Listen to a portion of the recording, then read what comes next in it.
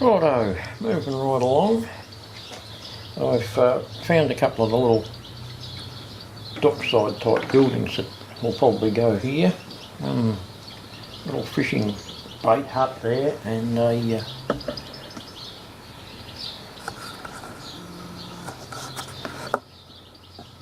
little rope and gas type place up this end.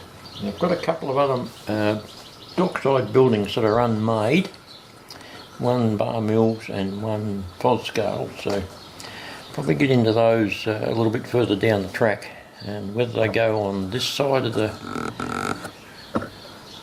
dock or on the other side, that'll be worked on a bit later. I'm not sure. We'll just see how that pans out. Now I wanted to show you something that I haven't had out of its box. It got stored in a shoe box probably close to 40 years ago, not long after I bought it and built it, and believe it or not, it's a fully operational gantry type train, and it's German made, like Gaia, I think it is, and that the body of it fits up there on the rails, and it's got a bucket that's operated with a solenoid on it. It's yeah, the gantry comes right up to there. Sorry about the glare from the door. I'll move around the other side and get rid of that. Hang on. Yeah, that's a better view of it. Yeah, now that's fully motorised. It's got a motor in the actual gantry that rolls it along the rails, and it's got more motors in the actual crane itself, which operate the line, and it's traversing across backwards and forwards. It's quite a unique thing. I saw one in operation on a layout a few years before I was able to buy this one, and the guy was actually unloading ore out of barges into ore cars with it. So I thought, well, if I ever see one of those, I've got to get it. And I did happen to come across the kit in Adelaide many years ago. It cost a small fortune. It was $180 at the time, which was about a week's wages. So it was a bit of a step back, but I thought, no, I've got to have one of those. They're rather unique. And I got it all going. It was on my original layout when I still lived at home with my mum and dad. And when that got packed up, it got packed up, and it's never come back out of its box. It needs a little bit of repair.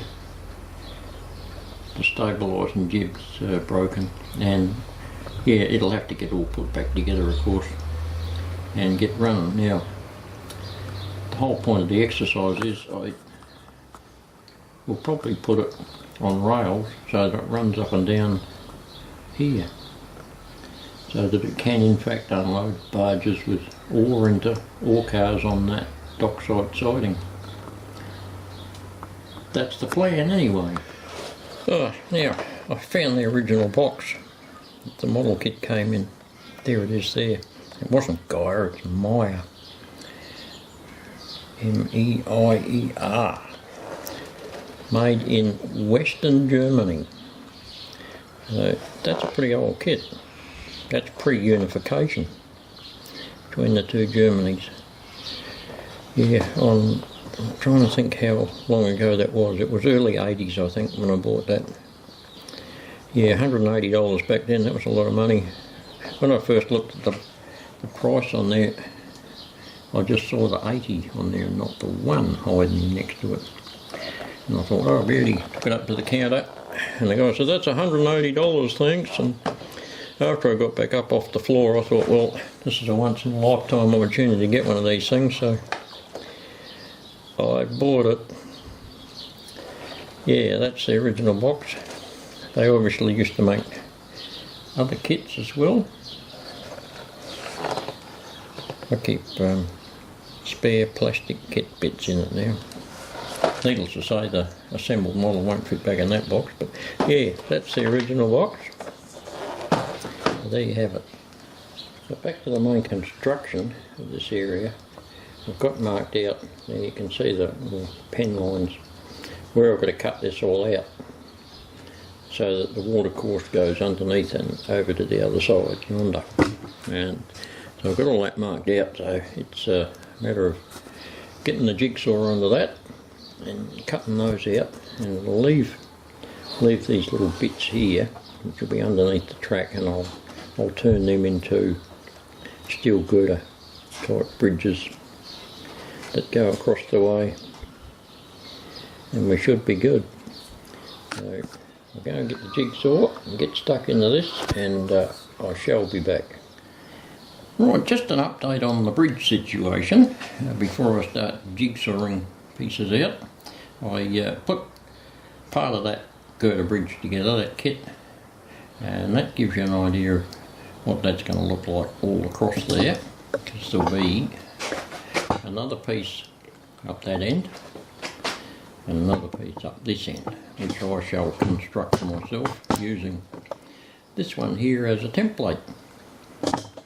I just turned it around on the side a bit so you can see that it has a walkway running down one side, which will go from over this side where the little town is, and the people can walk across to get to that little wayside stop station there on the other side of the bridge.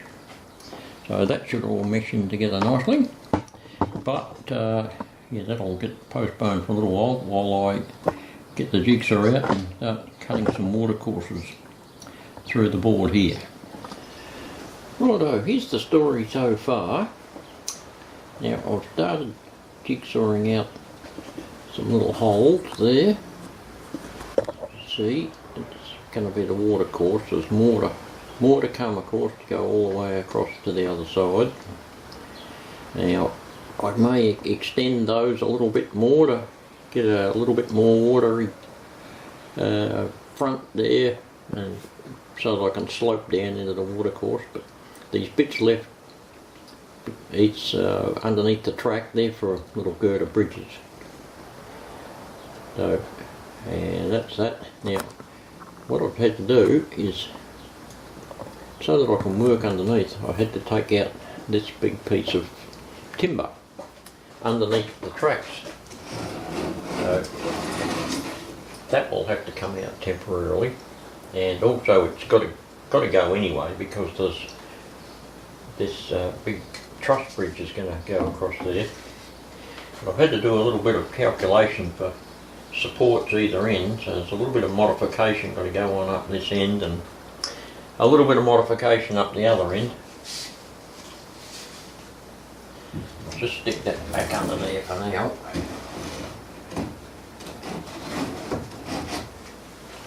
So I've got two little bits of ply there glued together, which will be my little end piece here, and then there'll be another little support underneath it that we'll glue on, that's going to support this end of the girder bridge. There'll be a pillar in there to support those between those two pieces, and another pillar under here to support those two pieces. So there's quite a bit to do, but yeah, up to that I've got to wait till that dries, set that in, do some more measuring and cutting, and while all this underneath stuff's going on, that's going to have to come out, of course. And like I said before, that'll be gone permanently in the end, and I'll have to do something with this tunnel portal while I can reach it, so that it meshes up with what's going on above it. And we should be good. I might need to turn it a little, I'm not sure, I'll think that one out, but there's quite a bit of construction to do underneath here. I can cut all this water course out while there's nothing in the way there, Probably end up taking these tracks out, I think, and putting a whole new single piece in across the bridge. But we'll work that out when we get to it. So that's what we're up to in this little part. We'll call this part 1, because this is going to be quite a big job. So I'll wrap this one up and see you in part 2.